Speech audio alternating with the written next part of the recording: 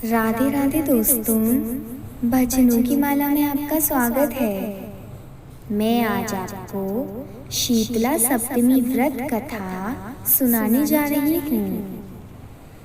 भगवान श्री सदाशिव ने कहा, हे सनत कुमार, अब मैं शीतला सप्तमी व्रत की कथा सुनाऊंगा। मनुष्य को चाहिए कि श्रावण मास के शुक्ल पक्ष की सप्तमी के दिन व्रत करे। पहले दीवार पर बावली अंकित करके बाद में उसमें अशरीरी संज्ञक दिव्य स्वरूपधारी 7 जल देवता अंकित करे। 2 लड़कों के साथ पुरुष यज्ञ संगित नारी, 1 घोड़ा, बैल, नर वाहन सहित पालकी अंकित करे। 16 उपचार द्वारा जल देवी की अर्चना कर ककड़ी, दही और भात का नैवेद्य समर्पित करे। नैवेद्य पदार्थों को वामन ब्राह्मणों को देना चाहिए। इस प्रकार 7 वर्ष तक व्रत करके प्रतिवर्ष 7 सौभाग्यवतियों को भोजन करवाकर उद्यापन करवाना चाहिए।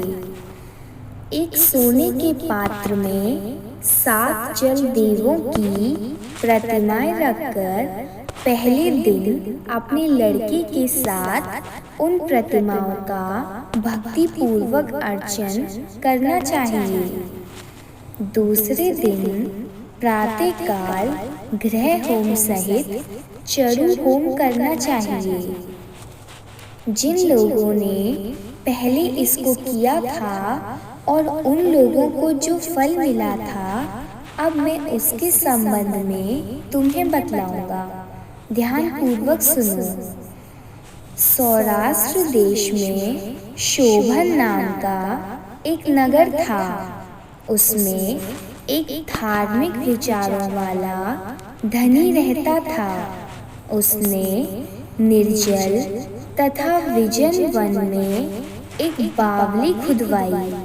उसमें जाने के लिए बहुत सा धन व्यय करके पशुओं के उतरने के लिए तथा प्यासे यात्रियों के लिए जल पानार्थ कीमती पत्थरों की सीढ़ियां बनवाई, जो कि टिकाऊ भी थी और मजबूत भी थी। थके मांदे पथिकों के लिए उसने बावली के साथ एक बहुत बड़ा बगीचा भी लगवाया। मगर हुआ यह कि उस बावली में एक बूंद भी पानी ना मिला। धनी ने दुखी होकर कहा, मेरा धन भी व्यर्थ गया और परिश्रम भी निष्फल गया। वह इन विचारों में ग्रस्त रात को उसी बावली के पास सो गया। रात को स्वप्न में जल देवों ने आकर कहा, हे धनत, हमसे तुम जल निकालने का उपाय सुनो। यदि तुम हमारे निमित्त अपने पौत्र की सादर बलि दो तो यह बावली उसी समय जल से भर जाएगी। धनिक यह स्वप्न देखकर अपने घर आया और उसने अपने धर्म से तत्पर पुत्र द्रविड़ से अपने स्वप्न का सारा हाल कहा। उसके पुत्र ने स्वप्न की सारी बात सुनकर धनत से कहा, पिताजी, मेरे तथा मेरे पुत्र के भी आप जन्मदाता हैं। इसके अलावा यह धर्म काम है। इसमें भला सोचने की क्या बात है। वास्तव में धर्म तो स्थायी है और पुत्र आदि सब नाशवान हैं। अल्प मूल्य से किसी बड़ी वस्तु की प्राप्ति एक कठिन कार्य है। मेरे शीतांशु तथा चंद्रांशु 2 लड़के हैं। आप बिना किसी सोच विचार के मेरे बड़े लड़के शीतांशु की बलि दे दीजिए। लेकिन पिताजी, यह मामला आप स्त्रियों से गुप्त रखिएगा। गुप्त इसलिए कि मेरी पत्नी इस समय गर्भवती है और प्रसव का समय निकट है। वह अपने मायके जाने वाली है। उसके साथ मेरा छोटा लड़का भी जाएगा और उसके जाने के बाद यह काम निर्विघ्न संपन्न हो जाएगा। धनत ने पुत्र की बात सुनकर कहा, हे पुत्र, तुम धन्य हो, और चूंकि तुम मेरी लड़की हो इसलिए मैं भी धन्य हूँ। मैं अपने को पुत्र वाला मानता हूँ। इसी बीच उसकी पत्नी सुशीला को उसके मायके से बुलावा आ गया और वह अपने मायके जाने के लिए तैयारियां करने लगी। तभी द्रविड़ ने अपनी पत्नी से कहा, यह बड़ा लड़का यहाँ मेरे पास रहेगा तथा छोटा लड़का तुम्हारे पास जाएगा। सुशीला ने अपने पति के आदेशानुसार अपने बड़े लड़के को तो अपने पति के पास छोड़ दिया और छोटे लड़के को साथ लेकर अपने मायके को रवाना हो गई। उसके जाने के बाद पिता और पुत्र दोनों ने मिलकर शीतांशु को तेल मलकर भली भांति स्नान करवाया और कीमती कपड़ों तथा बहुमूल्य रत्नों से उसे सजाया। जब वरुण नक्षत्र पूर्वाषाढ़ा का दिन आया तो दोनों ने उसे बावली के किनारे पर ले जाकर खड़ा कर दिया और कहा, इस लड़के की बलि से जल देवता प्रसन्न हों। बस बलि देने की देर थी कि बावली अमृत तुल्य जल से भर गई। दोनों पिता पुत्र बावली से सुधा तुल्य जल से प्रसन्न हुए, लेकिन पुत्र के नाश से दुखी होकर अपने घर को वापस लौट आए।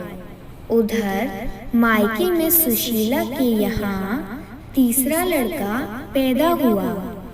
जब लड़का 3 मास का हो गया तो वह अपनी ससुराल वापस लौटी। मार्ग में जब वह उसी बावली के पास आई तो उसे जल से परिपूर्ण देख चकित रह गई। उसने प्रसन्न चित्त उसमें स्नान करके कहा, मेरे ससुर का उद्योग तथा धन का व्यय यथोचित सफल हुआ। उस दिन श्रावण मास के शुक्ल पक्ष की सप्तमी तिथि थी। सुशीला ने स्नान करके शीतला का शुभ व्रत करके वहीं पर ही दही तथा चावल मंगाकर स्वादिष्ट पाक बनाया। जल देवता का अर्चन करके दही चावल और ककड़ी का नैवेद्य देकर वामन ब्राह्मणों को दे दिया। अपने साथ वालों के सहित आप भी दही चावल और ककड़ी का भोजन किया। वहां से सुशीला का गांव 4 कोस पर था। जब सुशीला अपने दोनों लड़कों के साथ बावली से घर की ओर चली तो जलदेव आपस में कहने लगे कि इसका मरा हुआ लड़का इसको वापस लौटा देना चाहिए, क्योंकि इसने बड़ी प्रेम से हमारा व्रत किया है। उन्होंने सुशीला का मृत पुत्र जल से बाहर निकाल दिया और उसे विदा कर दिया।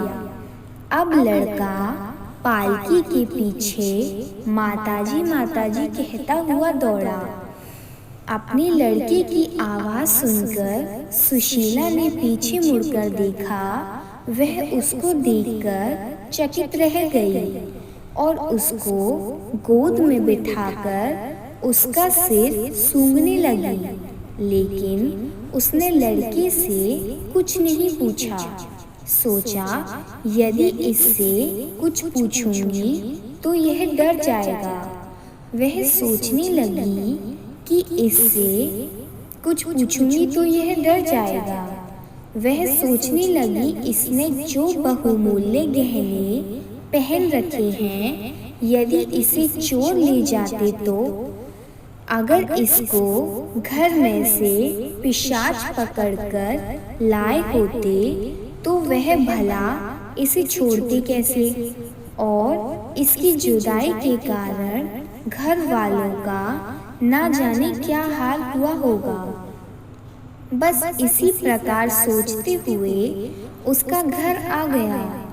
उसके आने का समाचार सुनकर पिता और पुत्र दोनों सोचने लगे कि सुशीला अब हमें क्या कहेगी और हम उसे क्या उत्तर देंगे। इसी बीच अपने तीसरे लड़कों सहित सुशीला मकान के भीतर पहुंच गई। ससुर से पति ने बड़े पुत्र शीतांशु को देखकर आश्चर्यचकित होकर तथा उसके साथ ही प्रसन्न होकर उससे पूछा, हे सुभद्रे, तूने किस पुण्य या व्रत को किया था? हे भामिनी, निश्चय ही तुम पुण्यव्रता हो। इस शीतांशु को मेरे आज 2 मास बीत चुके हैं। तुमने इसे दोबारा कैसे प्राप्त किया है? तथा बावली भी जल से पूर्ण हो गई है। जाते समय तुम यहाँ से एक पुत्र को ले गई थी और आती बार तीनों पुत्रों को साथ लेकर आई हो। शुभ्रे वंश का तुमने उद्धार कर दिया है। हे शुभानने, मैं तुम्हारी क्या स्तुति करूं। इस प्रकार उसके ससुर ने प्रशंसा की और पति ने प्यार भरी नजरों से उसकी तरफ देखा। सास ने भी उसकी स्तुति की। उसने प्रसन्न होकर कहा, यह सब सुमार्ग का पुण्य फल है। वह इस संसार में मनोविचलित होकर भोग भोग कर परमानंदित हुए। हे तात, मैंने यह शीतला सप्तमी का व्रत कहा है। इसमें दही, चावल, ठंडा शीतल ककड़ी फल, बावली जल तथा शीतला देवता कहे गए हैं। इसे करने वाले तापत्रय से मुक्त होते हैं। इस कारण श्रावण मास की शुक्ल पक्ष की सप्तमी का नाम यथार्थ शीतला सप्तमी हुआ है।